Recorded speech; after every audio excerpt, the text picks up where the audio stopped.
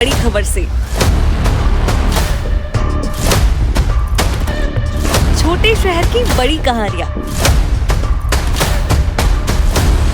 हमने वो देखा जो अनकहा है। अब खबर आपकी उंगलियों पर। खबरों से परे, हर खबर पर हमारा नजरिया।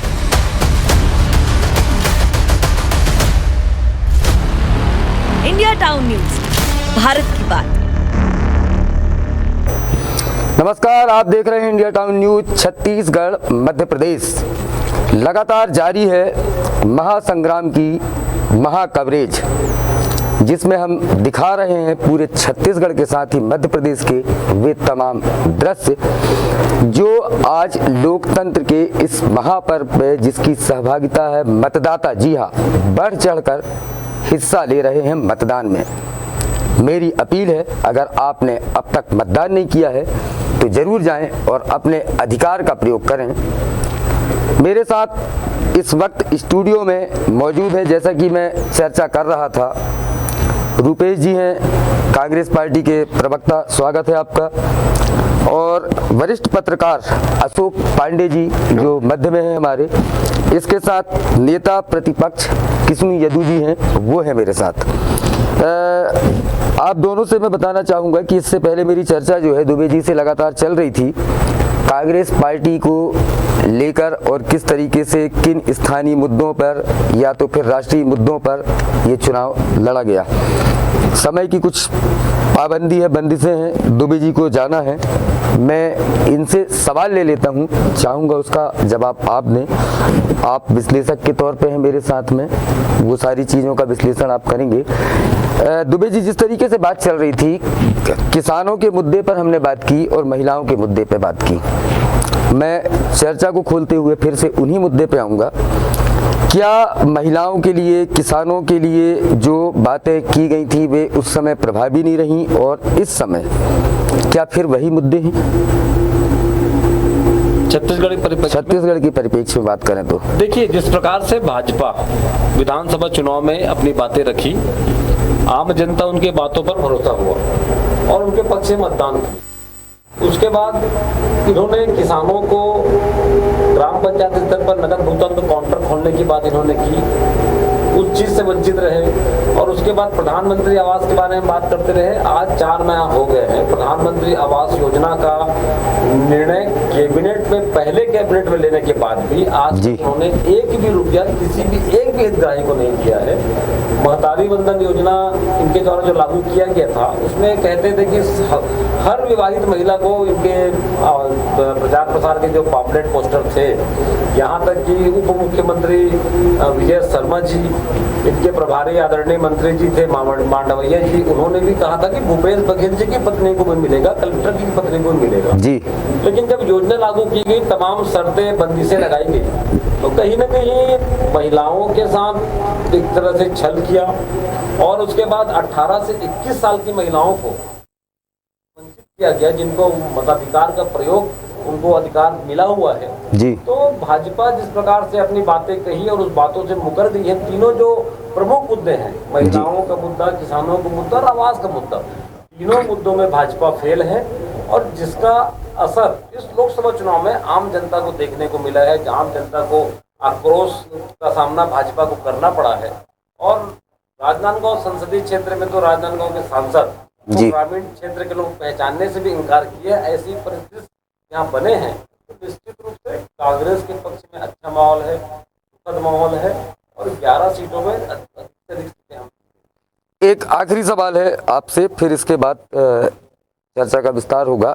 मैं आपसे ये जानना चाहूँगा कि जो न्याय योजना जो है आपकी, जो कही जा रही हैं 5 योजनाएं जिसमें मुख्य हैं, उनको पहुँचा पाने में जनता के बीच में किस तरह से कार्यकर्ता हो या तो फिर आपकी पार्टी हो सफल हो पाई है? कितना भरोसा आपको लग रहा है कि वो उस न्याय के साथ, उन योजनाओं के साथ जनता कनेक्ट हो पा रही है? क्योंकि उनके मन में आज भी वही महतारी बंधन योजना है, वही आवास की जो आप बात कर रहे हैं, आवास जैसे कि इनपुट हमारे पास आते हैं ग्रामीण क्षेत्रों से भी, लोगों को ये विश्वास है कि हाँ, उनको आवास की राशि मिलने लगी है। ऐसे में दोनों की अगर तुलना करें तो आपकी योजनाएं किस तरीके से कनेक्ट कर पा रही है जनता को? भारत कृषि प्रधान देश है। यहाँ के कृषक अन्नदाता का हित सर्वोपरि होता है। जिस प्रकार से भाजपा ने 2022 तक किसानों को आय दुगनी करने की बात की थी, उसमें इनके द्वारा दुगनी करना तो छोड़ो, इनके द्वारा कार्य योजना भी ये बताने में असफल रहे हैं। इसी क्रम में कांग्रेस ने एमएसपी की गारंटी, एमएसपी को कानून बनाने की बात की है ताकि अधिक से अधिक किसान उसका लाभान्वित हो, किसान का हो। जी। और कर्ज, जो किसान जो कर्ज लेते हैं तो कर्ज लेके कर्ज का आयोग बनाने की बात कांग्रेस ने की है। युवाओं के लिए जो जिस प्रकार से सरकारी नौकरियां रिक्त होने के बाद भी भाजपा ने नियुक्तियां नहीं की जी। और रोजगार के संसाधन उपलब्ध कराने में भाजपा सरकार पूरी तरह विफल रही, तो युवाओं के लिए न्याय की बात करी है।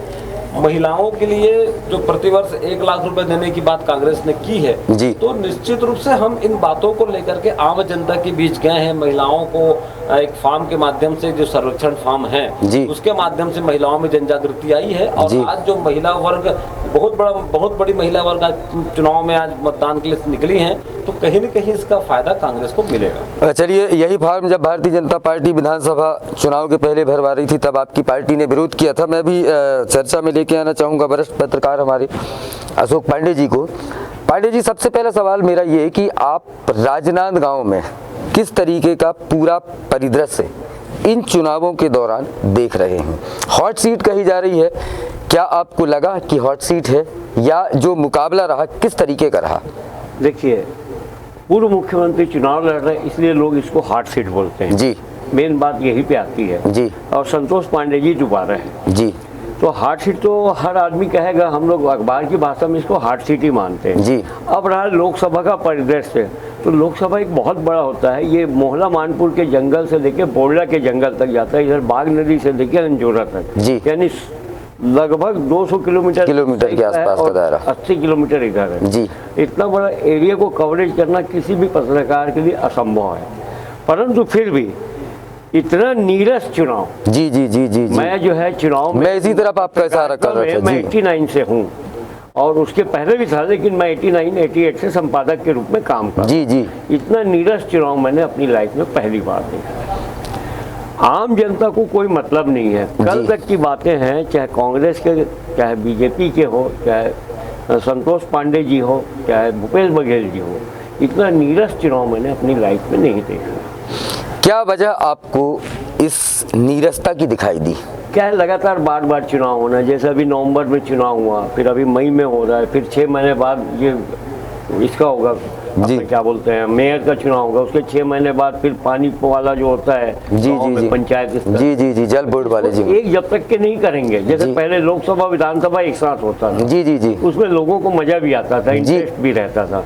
और आज सोशल मीडिया इतना पावरफुल हो गया है, जैसे अभी क्या हम देख रहे हैं, लाइव दिखा रहे हैं, अपन जो बोल रहे हैं वो इसको काट छाट के आपको बोलूंगा दिखाओ करके, तो आप नहीं दिखा पाएंगे। जी जी जी, ये भी कारण है कि क्या होता है, सब आजकल लाइव हो गया, 2 मिनट में पूरा, जैसे अभी 1 बजे तक का कितना परसेंटेज हुआ है वो सारा पता लग गया है जी। पहले क्या होता था, शाम तक के पता नहीं लगता था जी जी जी। ये नीरसता के कारण एक तो ये भी है कि लोग जो है गर्मी के कारण नहीं निकल रहे। जैसे आपको बता दूं, मैं नागपुर में पिछले समय से 8% कम हुए जी, सीधी मध्य प्रदेश में 13% कम हुए, जबलपुर में 14% कम हुए जी। यानी जहाँ जहाँ मैं देख रहा हूँ मध्य प्रदेश और महाराष्ट्र में, तो वोटों का परसेंटेज बहुत कम हुआ है। तो जो गडकरी जी 5 लाख से जीतेंगे बोल रहे थे, अब उसके आदमी खुद बोलने लग गए कि अब हम 2-3 लाख से जीतेंगे। दूसरी चीज़ ये भी कही जा सकती है राजनांदगांव के परिदृश्य में कि एक तरफ भूपेश जी हैं जिन पर लगातार भारतीय जनता पार्टी कहती रही कि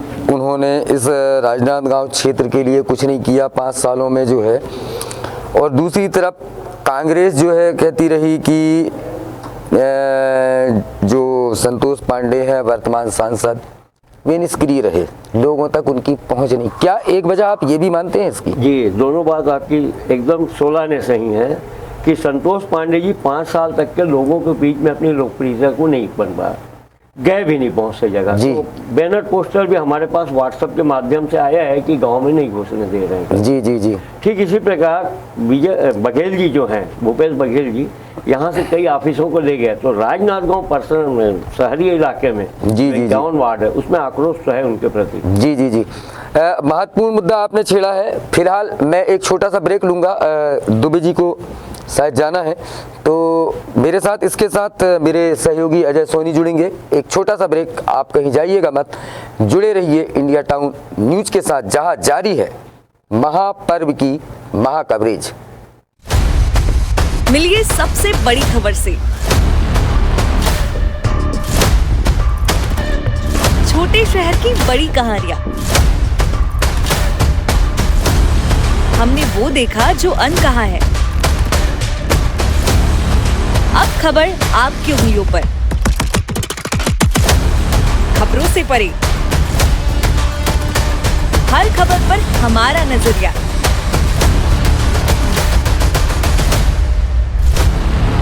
इंडिया टाउन न्यूज, भारत की बात। जहां बोलता है इतिहास,